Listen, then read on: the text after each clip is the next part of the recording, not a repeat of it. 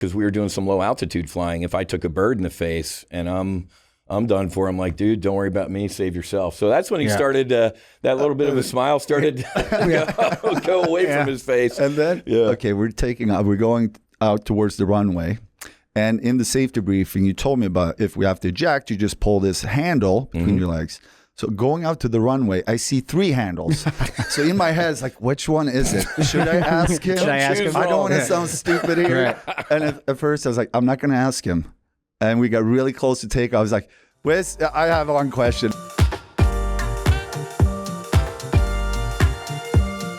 And we're back here at Club 30. We're sitting in Midtown, New York City. Jay, how we doing? We're doing good, Henky. So a few months ago, I went out to Aspen for a charity event, local kids hockey program.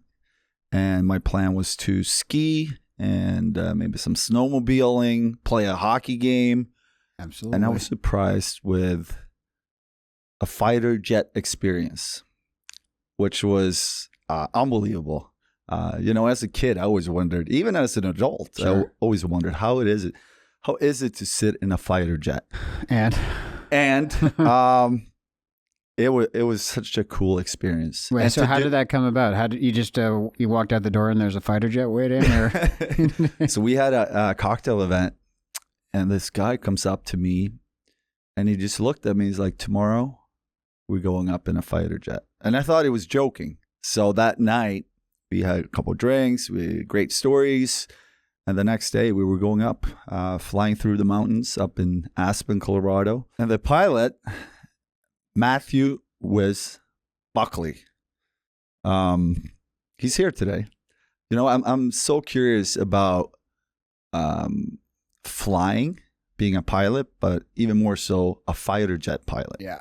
So I have a lot of questions. Yeah, every kid's dream, including mine as well. That's probably why I became an aerospace engineer. It's just my love of, watching things when you're kids. Like, you remember the first time you saw Top Gun, right?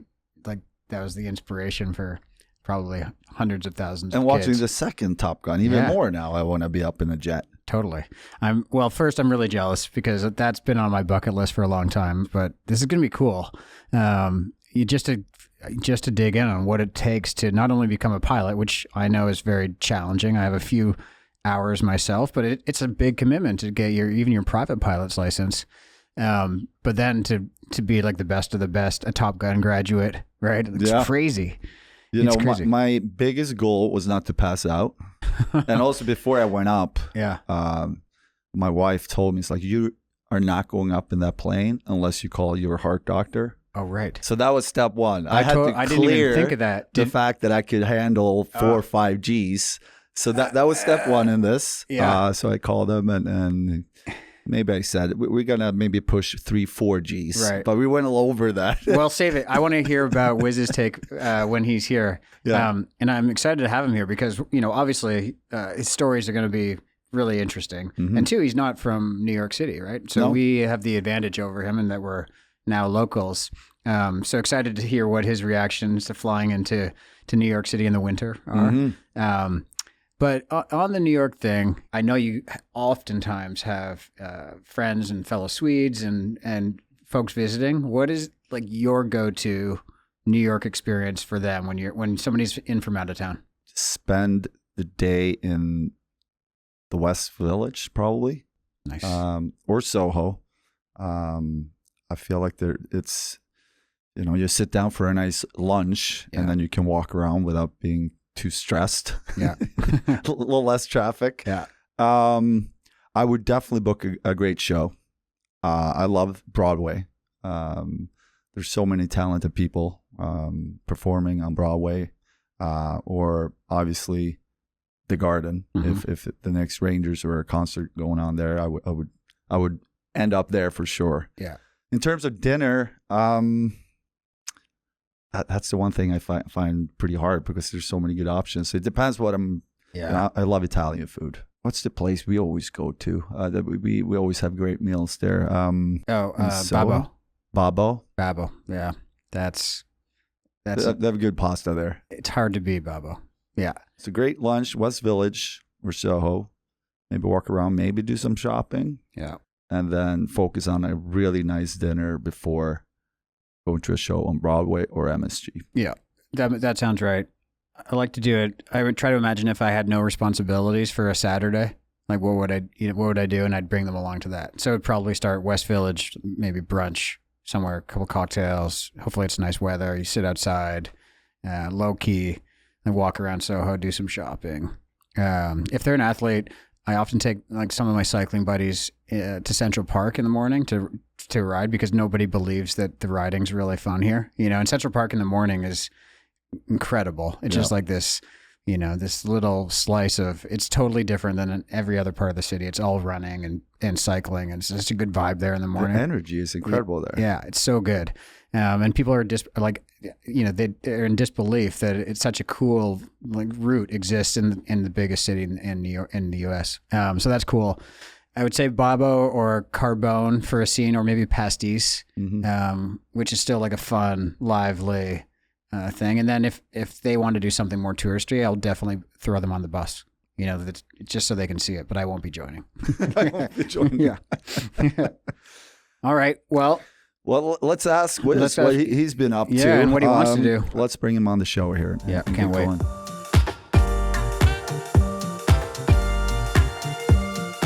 He's a Navy fighter pilot and a graduate of Top Gun.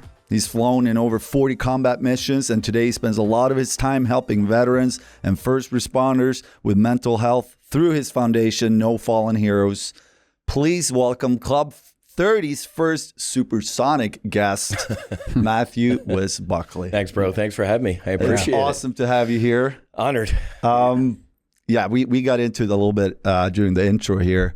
We met a few months ago in Aspen. Yeah. And you took me on such a great experience. You bet. You did great too, man. You were a G monster. Most people don't do as well as you did. And that was my goal, to not pass out. To not embarrass yourself? How often is that people actually pass out up there? Oh, my God, man. There are people who, when I close the canopy to that fighter jet, they're done. They're like, nope, I'm good. Really? Or, yeah. Oh, yeah. No. He, I could, in the brief, he was a little nervous. I could tell he was a little nervous, but he has that smile on his face. He's like, and then once we got airborne, he was a natural. Yeah. Because we do a G-warm, right? Before you work out. You stretch. Sure. So before we pull G's in a fighter jet, we do what's called a G-warm. So if they don't freak out when the canopy closes, I lose most people at the G-warm, right? Because we accelerated to about, 300, 350 knots and pulled 4 G's. So 4 times the force of gravity. And he was hanging. So I step it up from there. After he made it through the G-warm, I'm like, all right, let's do a little aerobatics. And I briefed him to take the jet too. You did an aileron roll. Right? Oh, yeah. I got to fly myself. It was unreal. But talking about being nervous, when I get there, pulse was good. And I was feeling really good about it. And then we had the safety briefing. Correct. That's when it started to get real for me. When you told me, it's like, okay, we really have to talk about this in case it happens and we have to eject.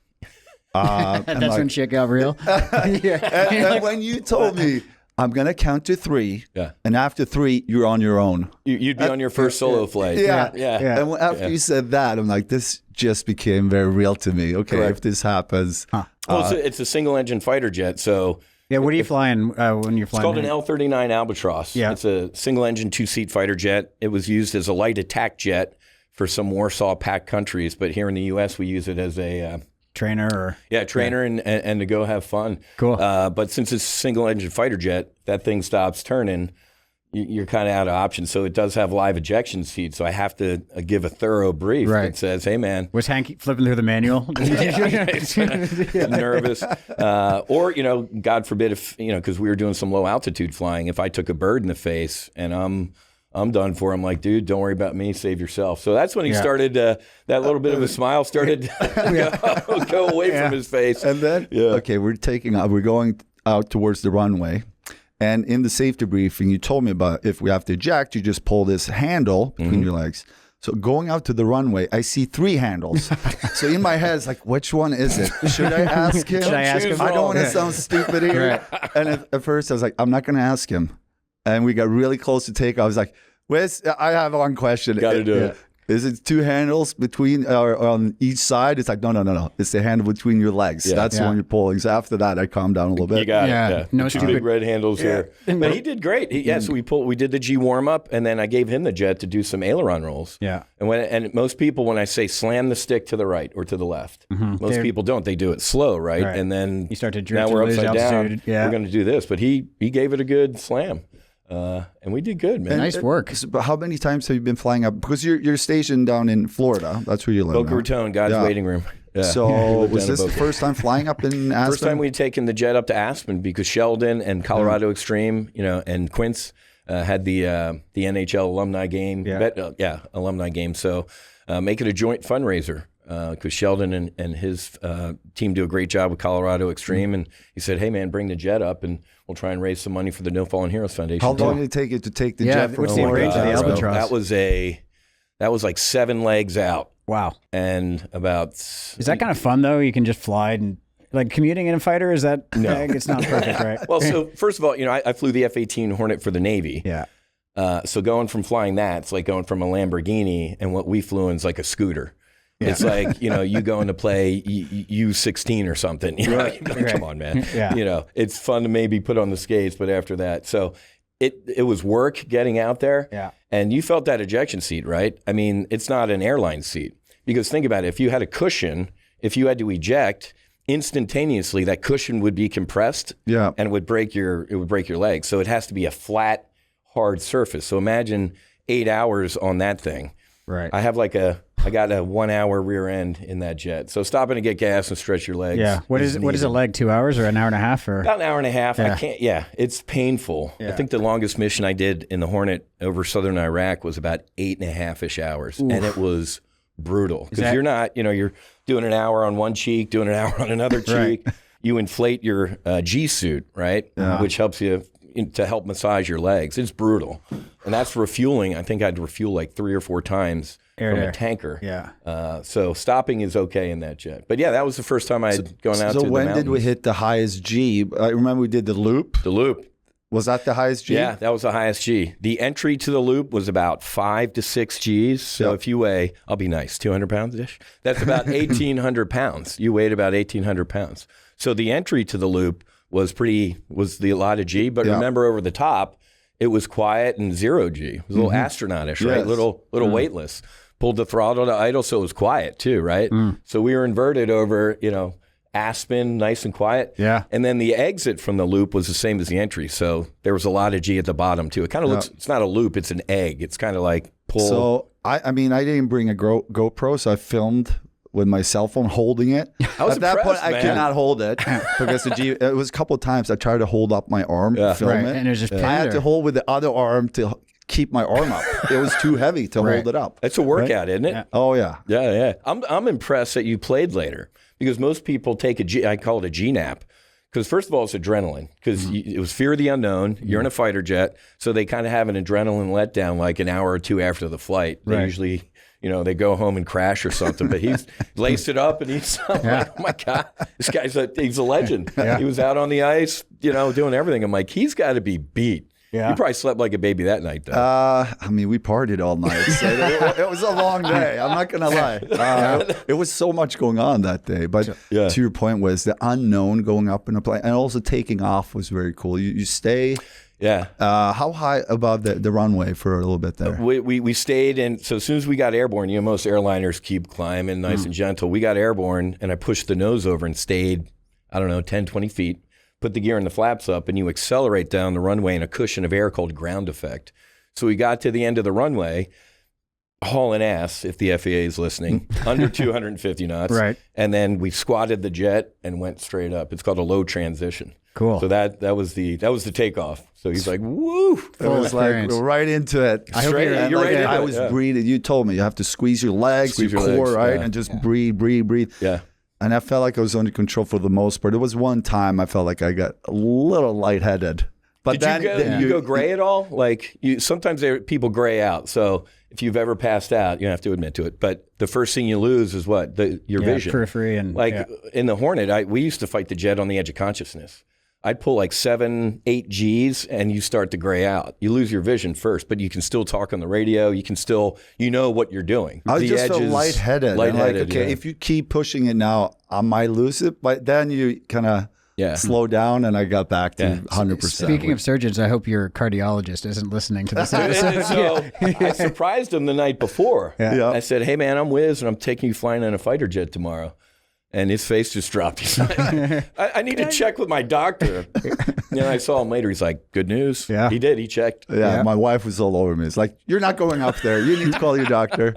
I was like, and I did, and it was fine. I was glad to hear that, too, because I'm like, man, he's going to call his doc, and he's going to bail. Yeah. And he didn't. Well, I told him 3 Gs, maybe 4, but now we know. I can do 6 G. He can do 5 to 6. Yeah, that's great. That's impressive. So let's get into this flying a little bit. What made you get into flying, fly for the Navy? Like, how did that come about? How did it start? Yeah, so I grew up South Jersey, South Philadelphia, middle class, lower middle class Irish Catholic family, tossed service above self, right? Mm-hmm. And always interested in serving my country. Jersey Shore, not the MTV one, the real one. So I love the water, love the ocean. I loved aviation. So that was kind of like a Reese's peanut butter cup of, you know what, I want to fly jets for the Navy. Because the Air Force, these guys and gals land on 10,000-foot runways. Right? Hell, anybody can do that. You can do that. So aircraft carrier, night, bad weather. The first thing the president asks when anything goes wrong in this country is, where's the nearest aircraft carrier? So always knew I wanted to fly jets for the Navy. And it's a pyramid, man. I'm going to date myself, but in high school, wanted to fly jets for the Navy. Paramount Pictures, Top Gun comes out. I'm like, son of a bitch. Because then everyone wanted to fly for the Navy. So I really had to try harder and study in high school and college. Jacksonville University down in Florida, and got good enough grades to go to flight school down in Kingsville, Texas. Okay. And it's a pyramid. Military aviation's a pyramid because there's a lot of helicopters. There's a lot of propeller planes. There's a lot of jets. Mm-hmm. And then within jets itself, there's jets that look for submarines, that jam radar. So there's a pyramid within a pyramid. You had to be really, really, really good to get fighter jets. Yeah. And then when I was going through, I flew the F-18 Hornet. So fighter and attack. It was the first jet built from the ground up to be multi-role, meaning we could fight our way into the target, shooting down bad guys, drop bombs, and then fight our way out, shooting more bad guys if we needed to. So it was the FA-18 Hornet. Yeah. But yeah, I'll be honest, I don't know how I slipped through my career to. It's amazing. How long was that process from start until the day you actually? Okay, I'm going on a mission. Like, we're talking probably years. 3 years. 3 years. 3 to 4 years. It was probably 2 years to get my wings. My wings of gold as a naval aviator. So when you're training, you're flying trainer jets. And then when I got F-18s, you had to go to another training squadron to learn how to operationally employ the F-18 Hornet. So was your first time in a cockpit at flight school? Like, no, actually, I got a little bit of flight time, some private flight time, because I wanted that extra edge. I'm like, I'm going to go to flight school with a little, some.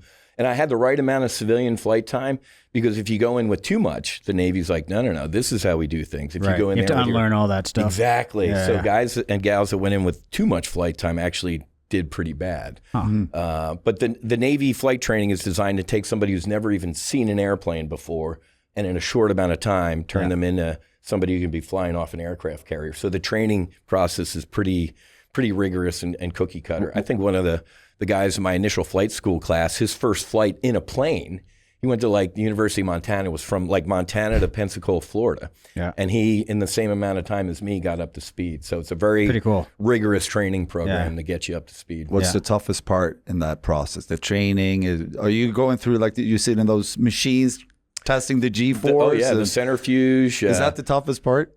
Nah, it's all probably pretty equal, right? The physical, you got to be in really good shape. Yeah. A lot of folks get pitched out due to medical. You had to have perfect vision. Yeah, you couldn't be colorblind. All sorts of stuff. So it's a pretty rigorous weeding out process. Yeah. And then ultimately you had to be able to land aboard a boat. So we'd practice hundreds and hundreds of time at the field. They actually paint an aircraft carrier runway on the runway. And the visual landing aid that's on the ship is there too. So you do hundreds of these at the field to work on your muscle memory. turn here, this much rate of descent, do this, look out at this point. So it's muscle memory. But man, when I rolled in front of an aircraft carrier for the first time, I'm like, what the actual fuck is going on here? You're like, what? Big But it's ship. moving, right? Oh my God, it's a massive aircraft carrier. 5,000 people awake, smoke coming out of the top. I'm like, oh my God. Right. It was insanity. But then, a little bit of muscle memory kicks in. I don't even remember the day I did that. It's kind of a blur. It was just because you land, you put your hook up and they're taxiing you up to the catapult to shoot you to go get more landing. So it's like, oh wow, you don't even have time to process what's going on. On the first landing on the carrier, are you on somebody's wing that's done it before, or just you? What type of flight instructor would be like, I'm going to jump in the backseat of this student's cockpit? Nah, man, that's what's interesting. So they'll fly with you at the field, and then it's like, good luck. If you're going to be a flaming ball of wreckage hitting the back of the carrier, it's going to be you solo. Right. Yeah. You solo. Wow. Exactly. So how often do you fly? Like, is it every day, hours every day throughout school? And also I want to know, when you're in the Navy, you've been in over 40 missions. Do you upkeep every day, or is it? Oh yeah, there are requirements. You got to stay. It's called current. You have to be proficient. So you had so many days you had to do a landing at day and night and all sorts of stuff. And then, unfortunately, now with simulators, I guess fortunately or unfortunately, depends on your point of view. The fidelity's so good that they say, all right, now like half of your flight time can be in the simulator. As you know, you got to lace it up. Could you imagine going to a hockey simulator, man? I mean, I've never tried it. So yeah. But there's something to be said, as you saw, for briefing. Put it on your flight gear, going out, pulling G's, sweating, as opposed to sitting in the air conditioning and, playing with a computer. Yeah. So as time goes on, they're pulling back less and less of it. It's all about dollars, the money. Right? Same thing in motorsports now too. Correct. The sims are so much more cost effective to run than a race car. That's exactly right. But you don't get the feel through your body of the dynamic, motion. So it just depends. If you're at home, this is how much flight time you're going to get. But overseas, I mean, with everything going on in the world right now, there are guys and gals on the tip of the spear that are flying their ass off in the Red Sea or, in the Mediterranean, supporting current combat operations. How much do you need to know about the plane you're in? I remember we were going through the safety briefing again, and you told me if something goes wrong, I want you to pull up the yellow book. Is it yellow? Yeah.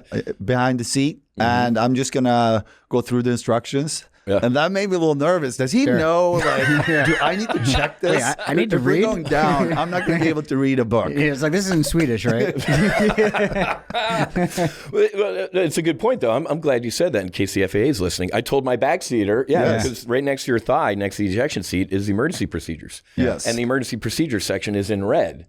So because I know the procedures, Hank, like the back of my hand, duh. But it's always good to say, hey, after I knock these out, dude, go to page whatever. At the top it says engine whatever. Read that for me just to double check. So that's called crew resource management. But you and Jay, with your background, just in terms of knowing how everything works, I mean, how long does that take to understand the plane? And there's so many buttons. And I got to the point in the Hornet, probably like you with hockey, you're in the flow. You're in the zone. You can tell. I knew that airplane, like the back of my hand. And about 12 jets in the squadron, you started to know that each jet and their quirks and how it moved and flew. It became an extension of my body at a certain point. You're just that much in it. And are you talking a lot with the mechanics and giving them feedback on? Oh, yeah. Well, the jet's a tattletale. As soon as you land, it's an electric jet. It'll data link to maintenance, what's wrong. But you have a good relationship with the ground crew and stuff. But it's a team. The average age of the young sailors on the flight deck are 18, 19, 20-year-old kids running around on that flight deck. So when you watch the movie Maverick and you see the complex flight deck, those are young kids out there making that work. So it's a good team. On the media stuff, like Top Gun and Maverick, can you even watch that stuff, or is it just too painful? So one of my best friends, Captain Brian Ferguson, he got orders from the Navy, report to Paramount Studios. So he was the technical advisor to Maverick for 2 years. Oh, wow. So the second one, hats off, because the actors flew. So them passing out in Maverick is them passing out. I mean, they had them fully in the jet and everything like that. Because Tom Cruise is a pilot. So he's flown for decades.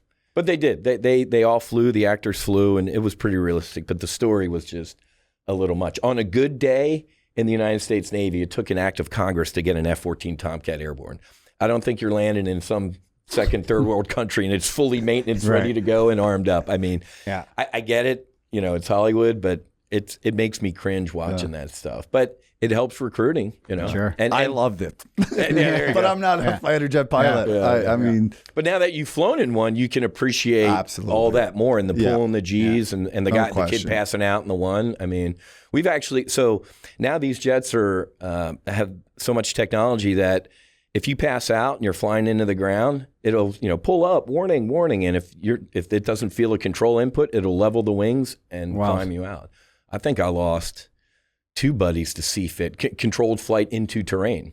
So in the old days, when you blacked out, there you just watch your buddy fly right into the desert floor, boom. But now the software will roll your wings level and save your life. So that software has actually saved a lot of people's lives now. Do you remember most of your missions? And maybe you're not allowed to talk about the missions. Dude, but I'd love to talk about them because, first of all, they were combat sorties. So I did a no-fly zone over southern Iraq. And I got to be honest, man, it was without a doubt the most boring flying I've ever done because there really was no air-to-air threat. Saddam, you know, he had a no-fly zone. And so it was the toughest part of my mission, my, quote, combat sorties, was landing back aboard the boat.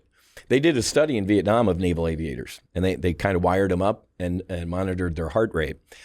And they'd be getting shot at by surface-to-air missiles or AAA anti-aircraft artillery or fighting MiGs, and their heart rate was kind of like this.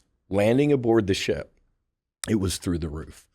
I mean, I'd be flying a night mission over Iraq, no-fly zone mission, and as soon as I got airborne, the only thing I was thinking about was having to land back aboard the boat. Being in the Navy or in the Army versus team sport, the brotherhood, you know, working together. I remember going up to West Point with the Rangers my rookie year. Oh, yeah. We went out for team building. And what I always loved with these, you know, exercises we did up there, there was so much focus on the team, on trust, on accountability.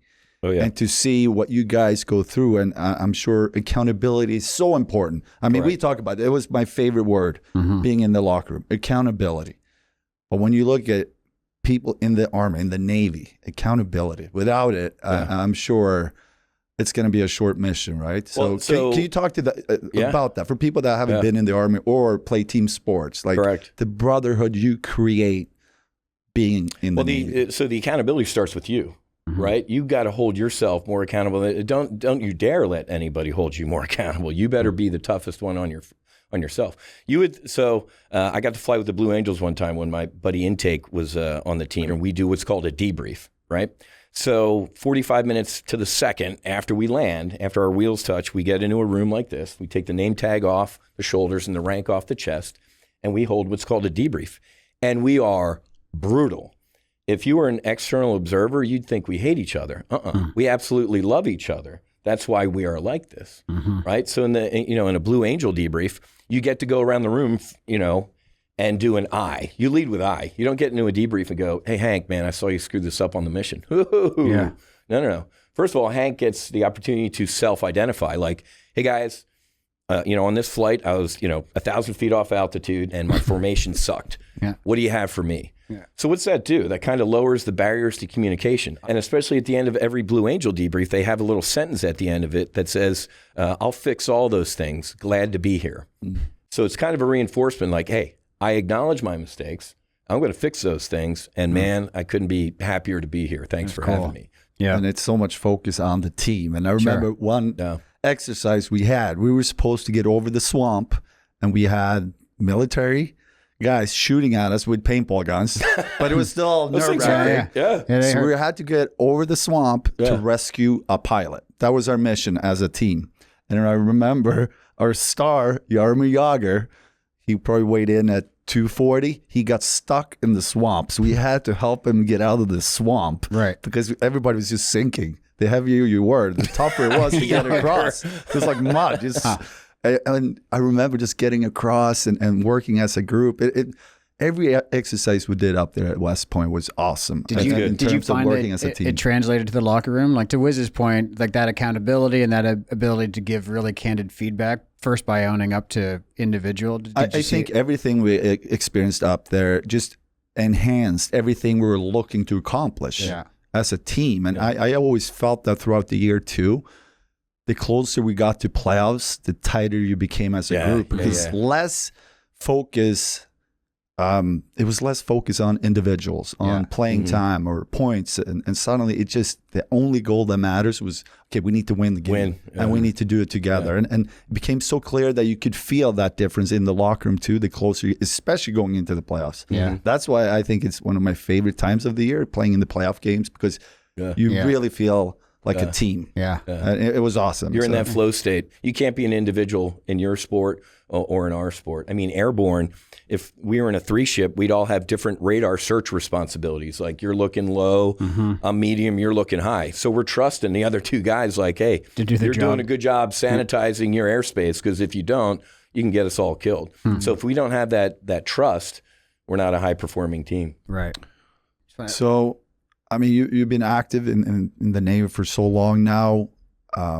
You're helping a lot of veterans, first responders through your foundation, No Fallen Heroes. Can you talk to us and our listeners a little bit how that started and where you're at right now? Yeah, so, like I said, grew up in South Jersey. Lost a sister to a drunk driver when she was 19. She went to Villanova with my brother and my other sister, and I was kind of a hand grenade in the middle of our family. So I had a pretty tough childhood. And when you enter the military, it's not like you cleanse that off or something like that. So in flying 15 years, fighters, I lost 16 brothers. Wow. Not one combat loss. Stupidity, weather, more stupidity, mechanical, more stupidity, weather. I mean, so not one combat loss, but still 16.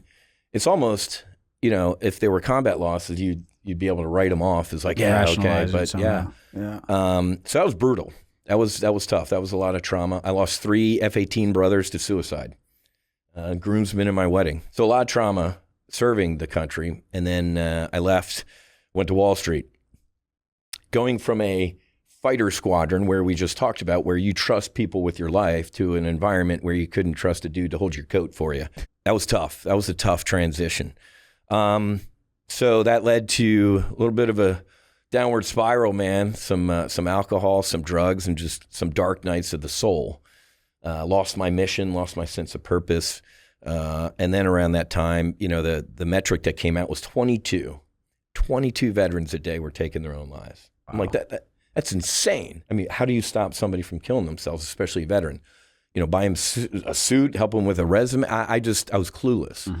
And around that time, a buddy's like, hey man, I know a group of SEAL veterans that go to Mexico and they do psychedelic assisted therapy. And there's a really cool group going in a couple weeks. Would you want to go? I'm like, go to Mexico and do drugs with Navy SEALs? That sounds like a great weekend, man. Sign me up. Yeah, I'm in. I had absolutely no clue what I was getting in for. And I'm glad I didn't, because it was without a doubt the most transformative, life-saving, and changing experience of my 52 years on the planet at that point. I went down with one of the founders of Black Rifle Coffee, another Navy SEAL veteran, and then an NFL player, veteran, who was an All-American in Iowa, 8 years, I think, in the NFL, suffering from just horrific CTE. But I went down there, Hank, and my dad had died after my sister Monica had passed, and he died of a broken heart.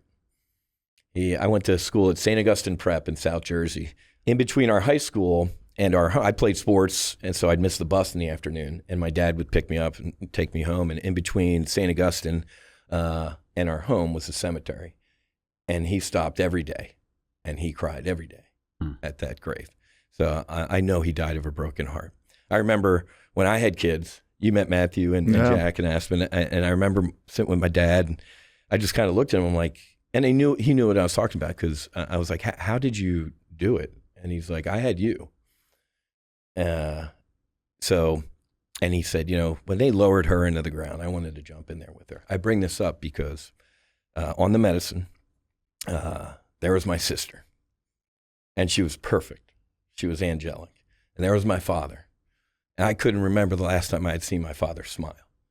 and he was perfect. And they were and I felt a peace I hadn't felt in decades. And then they started to leave. Pixelate's a bad word, but they started to leave, and I was crying out. I'm like, don't leave. And they came back, and they kind of looked at me and they smiled. And this time I followed them, and they went into everything. They went into my daughter. They went into the trees. They went into everything, and they never left. They're here right now. They're here with us. There's so much more to talk about, but I came home from that retreat and I said, this is how I'm going to stop veterans from killing themselves. One of the guys, Marcus, he's like, Whiz, I was on 15 meds, 5 to wake up, 5 to go to bed, 5 for lunch. He hasn't taken a med in 4 years. We're coming up on our 4-year anniversary. I was a drinker. I don't know if you can be a good drinker. I was a bad drinker. I couldn't even look. Alcohol made me physically sick for about 8 months. It was that transformative. So I got home and I said, this is how we're going to end veteran suicide. So we started the No Fallen Heroes Foundation to help veterans and first responders. Because a lot of guys or gals get out of the military, they take this one off and they put on a local unit or a state, but they don't unzip the trauma and leave the trauma. And then as a first responder, there's even more trauma. I had a buddy who was a 20-year Marine, and he went to Coral Gables outside of Miami, fire rescue. He's like, Whiz, my first responder made the Marine Corps stuff look pleasant. So we help veterans, first responders, and their families. Yeah, because the families serve too. Sure. So we want to help all of those groups with these medicines. It's amazing.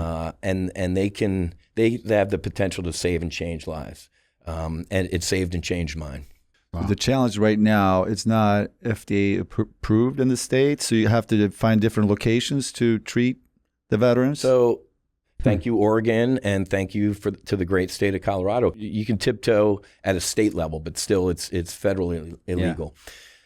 August, MDMA should be legal for therapeutic use in the United States. The FDA has until August because the MDMA therapies that I've seen, they did 2 phase 3 trials, 63% in one trial, I think it was, and 71 in another trial. People with horrific PTS were clinically healed. They showed 0 signs of PTS. So, to be clear, this isn't for everyone. Sure. There are so many healing modalities, meditation, breath work, walk on the beach, climb to a mountain in Nepal. There are a lot of healing modalities, but maybe radical trauma could use some radical healing, Sure. This is obviously a different level, but the transition for athletes, retirement, new life, new purpose. Yeah, man. Listening to you, it sounds like it is a big challenge for a lot of people in the Army and first responders when you're trying to find a good place in life after serving. A new mission. A new mission, right? Correct. So is that something you talk within the Army when you're there, that the transition afterwards might be challenging or not really? I'll be honest. They don't take care of the mind, body, and soul. It's a little bit better, but it can always be better. Because you're right, whether it's an athlete or a veteran, you lose that sense of mission and purpose. I had a mission every day. I trusted the people I was with. Now, I'm on the curb or I'm homeless or something like that. Yeah. We have close to 50 to 60,000 homeless veterans in this country.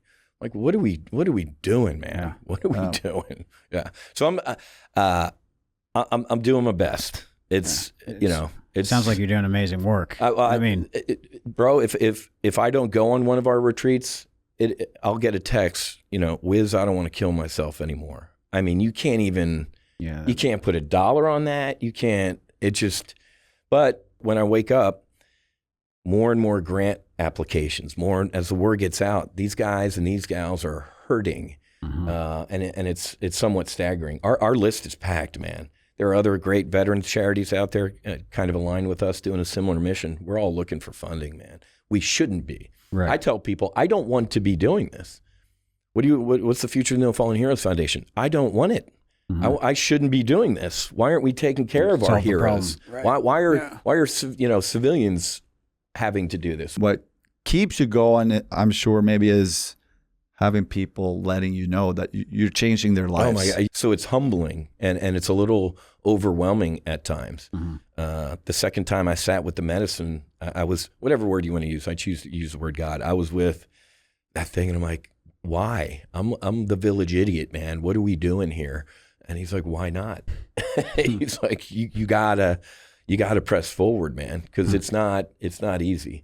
And holding space for people at these retreats, going with some of these, because man, to be clear, I was in 40,000 feet in air conditioning. I'm country club fighter pilot type of guy. So I almost feel a little guilt, that I wasn't in the shit, so to speak. And I should be helping the young women and men who really were.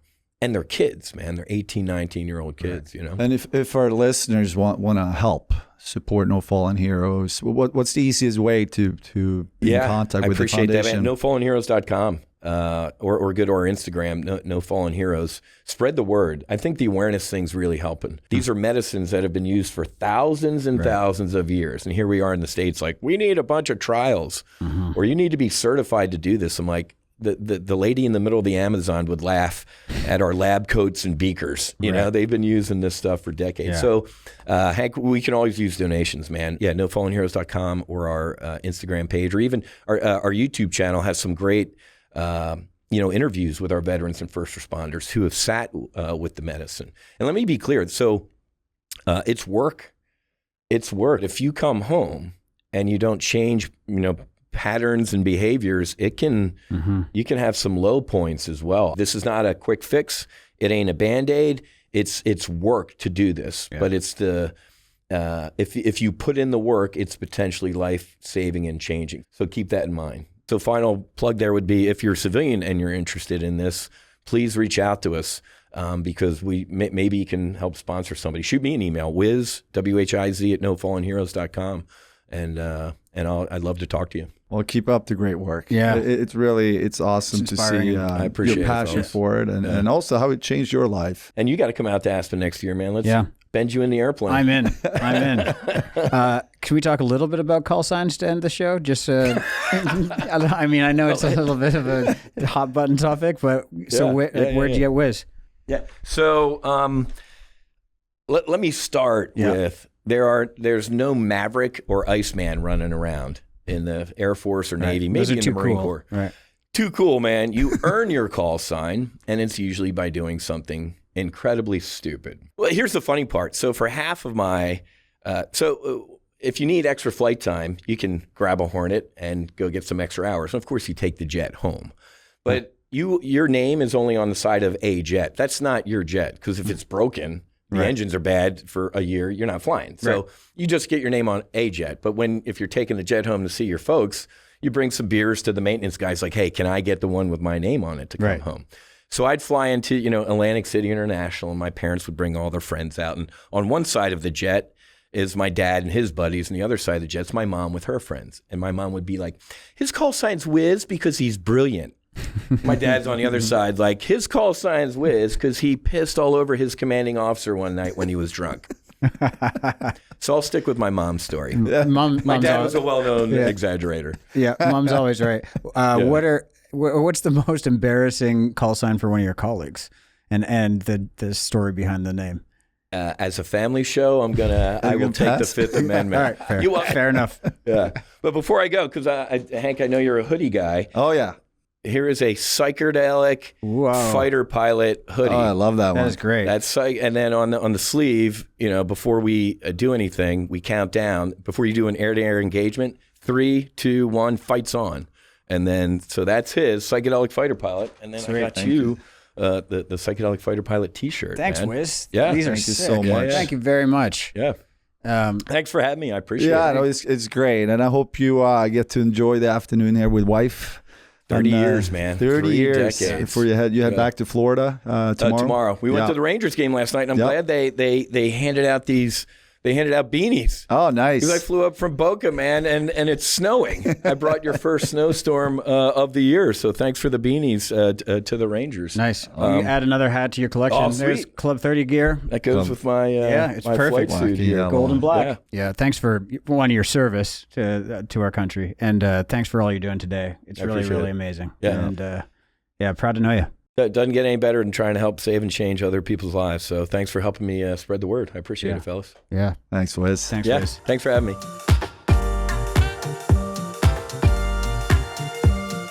First off, a big thank you to Matthew Buckley. That was very interesting, inspiring as well.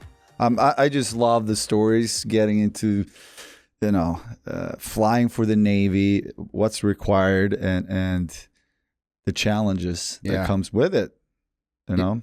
Yeah, fascinating guy. Such great energy too. Like you can just imagine just posting up at a bar and listening to him tell flying stories for hours. That's what we did the first time we met at the charity event. Yeah. So many great stories. But there's a lot, listening to someone that's been part of the Navy military, think about, the bonds you create also through team sports and team first mentality always. Yeah. There's so many similarities, even though they take it to the next level because the consequences are obviously so much higher. Yeah. But that's one of the reasons why I always love the team building exercises we've had through the military. Yeah.